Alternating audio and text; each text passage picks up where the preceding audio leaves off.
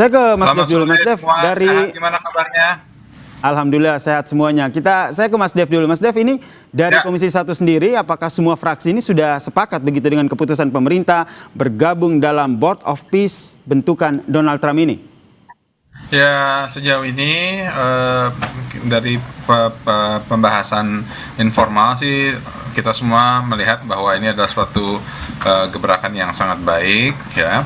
Walaupun kita tentunya perlu membahas lebih dalam lagi tentang tata kerjanya kan Board of Peace itu sendiri, seperti peran Indonesia sejauh mana. Lalu kan yang ramai dibahas katanya kita harus membayar sampai dengan $1 miliar. Lalu uang itu bagaimana pertanggungjawabannya, penggunaannya seperti apa, apakah itu sepenuhnya dalam bentuk cash atau bisa juga dalam bentuk hal yang lain. Nah, tapi ya ini semua masih ongoing proses.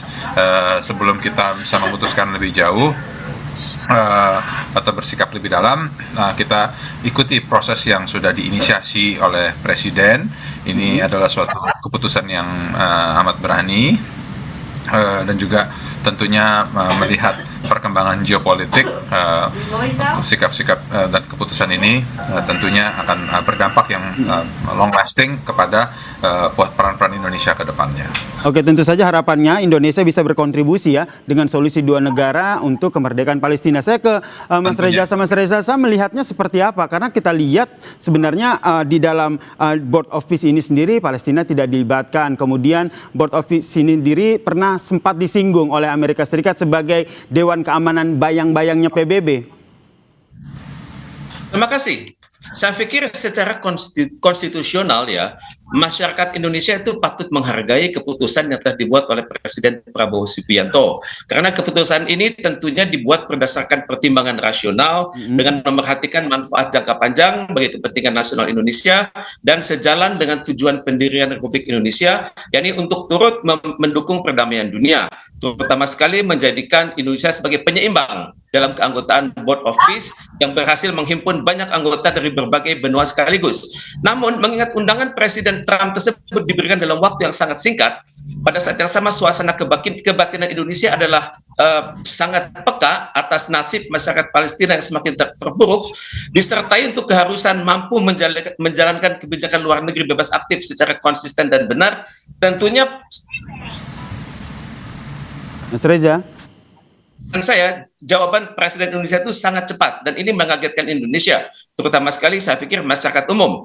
Pada saat yang sama, pemerintah Indonesia sebenarnya dapat mempertimbangkan pemikiran beberapa negara Uni Eropa yang menolak keanggotaan dalam Board of Peace ini karena mereka mengkhawatirkan perilaku Amerika Serikat yang seringkali mengingkari hukum internasional. Jadi dalam hal ini, seyogianya terdapat tanggung jawab moral bagi pemerintah untuk terlebih dahulu menjelaskan kebijakan yang dibuatnya tersebut pada rakyat Indonesia, mengingat pemerintah telah terlebih dahulu menerima amanah yang sama dari Organisasi Konferensi Islam dan Liga Arab pada tanggal 18 Oktober 2 tahun silam untuk secara bersungguh-sungguh membangun kerangka bagi berdirinya sebuah negara Palestina. Jadi amanah tersebut belum terselesaikan oleh Indonesia dan juga belum diselesaikan oleh negara-negara kunci OKI dan Liga Arab seperti Turki dan Arab Saudi. Jadi mengingat keputusan Presiden ini sudah mengikat adanya, hendaknya diwaspadai jika Indonesia berpotensi menjadi bagian dari sebuah struktur internasional baru pimpinan Amerika Serikat yang memiliki potensi berseberangan dengan Perserikatan Bangsa-Bangsa dan hukum internasional. Karena saat ini belum diketahui. Ya, siap. Oke, saya mau minta tanggapan dari Mas Dev nih. Mas Dev, dengan kondisi yang seperti yang dijelaskan oleh Mas Rejasa tadi, tentu apa akhirnya langkah yang diambil oleh Komisi 1 DPR sendiri agar meyakinkan bahwa sebenarnya langkah yang diambil oleh Indonesia bergabung dalam Board of Peace bentukan Trump ini adalah betul-betul bisa mengedepankan dan menyuarakan perdamaian untuk Palestina? Ya, kan tujuan utamanya itu memang adalah perdamaian. Tujuan utamanya itu adalah untuk memastikan konstruksi perbaikan, peningkatan kesejahteraan dan juga kesepakatan yang telah dibuat di Mesir beberapa waktu silam itu berjalan dengan baik.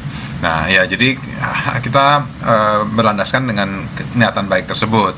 Nah, nanti sepanjang perjalanan pergerakan daripada Board of Peace ini sejauh mana, hal yang perlu dikoreksi kah, hal perlu yang dipertegas. Nah, itu bisa kita lakukan seiring waktu yang berjalan. Tapi yang penting kita berlandaskan ataupun berawal dengan tujuan yang mulia dan juga dengan niatan yang tulus untuk mencapai hasil yang kita inginkan. Termaksud mengantisipasi, ini masih antisipasi karena kalau kita lihat statement yang sering disampaikan oleh Donald Trump ini juga bisa mengejutkan begitu, karena sebelum-sebelumnya Donald Trump sempat menyebutkan bahwa Board of Peace yang dibentuk ini akan menjadi sebuah Dewan Keamanan bayang-bayang PBB yang bisa digunakan, dikaitkan dengan Greenland. Hal-hal seperti itu tentu dibicarakan tidak di Komisi 1 DPR, sehingga betul-betul peran Indonesia dalam Board of Peace ini betul-betul didengar oleh Presiden Amerika Serikat. Ya makanya kan hal-hal teknis tentang bagaimana pelaksanaan kinerjanya ini kan belum sepenuhnya kita lihat kan, baru charter awalnya saja. Ya, charter awal itu kan masih ya kerangka utamanya. Nah, teknisnya seperti apa ya nanti kita seiring waktu bergulir baru kita bisa lihat bagaimana anatomi daripada badan ini berjalan. Oke, ke Mas Reza, kalau kita lihat dalam tanda tangan fakta integritas yang dilakukan, Presiden Donald Trump duduk begitu dengan Presiden Prabowo gitu berdekatan begitu, sempat ditepuk begitu, menunjukkan kedekatan antara Donald Trump dan juga Amerika Serikat. Apakah ini bisa jadi salah satu tanda bahwa dengan Indonesia masuk ke Board of Peace ini tentu suara ataupun nanti rekomendasi yang disampaikan oleh Indonesia terkait dengan solusi dua negara terutama untuk Palestina ini betul-betul didengar oleh Donald Trump? Saya berharap demikian ya, karena kalau kita lihat body language dari presiden kita dan presiden Amerika Serikat, tampaknya mereka sudah memiliki kedekatan yang cukup tinggi dan percaya bahwa masing-masing punya tanggung jawab besar di dunia ini ya. Cuman yang kita harus persoalkan nanti adalah bagaimana nanti hubungan kita dengan mereka yang sudah menandatangani dokumen itu. Oke lah, kita dekat dengan negara-negara seperti Argentina, dengan Armenia, jadi banyak sekali negara di situ, dengan Yordan, Kazakhstan, Mongolia, Maroko, Pakistan, Paraguay, kita tuh dekat. Cuman masalahnya adalah bagaimana nanti dalam mekanisme pengambilan keputusannya. Apakah pengambilan keputusan dalam Board of Peace dibuat secara musyawarah untuk mufakat seperti yang kita alami di dalam ASEAN, di dalam GNB, di dalam OPI, atau berdasarkan siapa kuat, siapa menang? Karena dalam strukturnya itu kelihatan. Jabatan Presiden Donald Trump adalah permanen. Bahkan secara singkat Anda khawatir, maaf saya potong, secara singkat Anda khawatir kalau seandainya meskipun sudah masuk di Board of Peace ini Indonesia tidak bisa berbuat banyak karena keputusan tetap dari Donald Trump. Itu yang saya khawatirkan, karena kita sudah tahu bahwa Donald Trump itu adalah seseorang yang sangat sering mempermainkan hukum internasional. Dan saya khawatir Board of Peace itu hari ini masih difokuskan ke Gaza, tapi tidak mustahil tahun-tahun ke depan akan difokuskan juga kepada belahan dunia yang lain. Dan saya khawatir kita berada di situ akan menjadi bagian dari kartu truf Trump buat menekan negara-negara lain, karena keanggotaan dalam Board of Peace itu sangat banyak. Dan ini mengagetkan saya karena lebih komprehensif daripada susunan keanggotaan di dalam Dewan Keamanan PBB. Jadi ini benar-benar menunjukkan suatu Board of Peace yang sangat demokratis dan mewakili berbagai peradaban dan juga berbagai kewilayahan. Baik, dari Komisi 1 sendiri apa mungkin rancangan atau rekomendasi yang mungkin sudah dipersiapkan sehingga betul-betul ketika Indonesia sudah masuk di Board of Peace, Indonesia akan dipandang, akan didengar rekomendasinya ataupun solusinya terkait dengan solusi dua negara untuk Palestina ini, Mas Dev? Ya, tentunya kita yakini bahwa semuanya ini di dalam Board of Peace itu nantinya adalah equal. Jadi kita punya hak yang sama untuk mengutarakan pandangan, pendapat, ataupun juga partisipasinya. Nah, nanti dalam waktu dekat ini ada rencana rapat dengan Kemlu.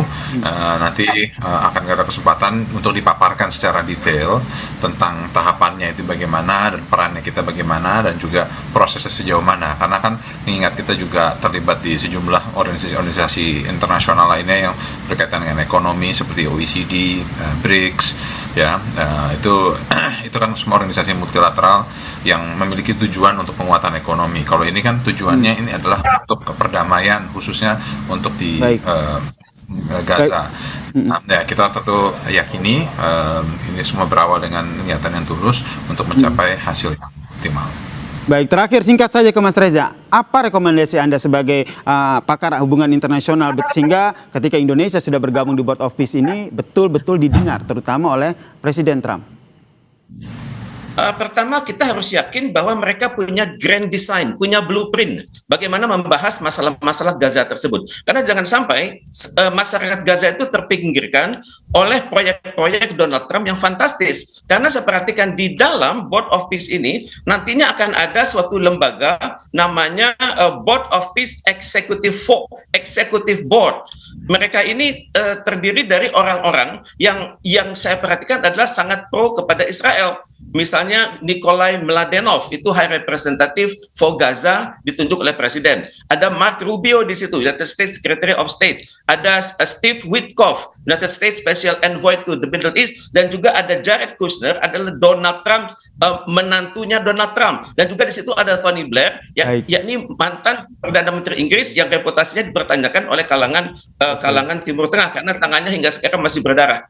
Baik, kita nantikan ya, tentu saja harapan kita bersama Indonesia bisa berkontribusi besar terutama untuk solusi dua negara untuk Palestina setelah bergabung di Board of Peace bentukan Donald Trump ini. Terima kasih Wakil Ketua Komisi 1 DPR fraksi Golkar Mas Dev Laksono dan juga pakar hubungan internasional Universitas Padjadjaran Mas Teguh Rejasa telah berbagi perspektifnya di Kompas Petang. Salam sehat semuanya.